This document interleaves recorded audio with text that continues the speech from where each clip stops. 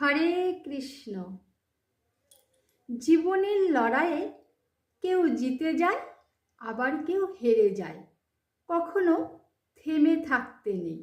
জীবনে দুঃখ আসলেও কখনো থেমে থাকতে নেই, কারণ জীবন মানেই হলো এগিয়ে যাওয়া। আর এই খারাপ সময়ের মধ্য দিয়েই আসে ভালো সময়। আপনাকে কেউ যদি বারবার আঘাত করে, তাহলে আপনি নিজেকে দোষী ভাববেন না বা কোনো দুঃখ পাবেন না, কারণ যে গাছের ফল বেশি মিষ্টি হয়, সেই গাছেই মানুষ বেশি পাথর ছুঁড়ে মারে। আর জীবনে সফল ব্যক্তিত্ব একমাত্র তিনিই হতে পারেন, যিনি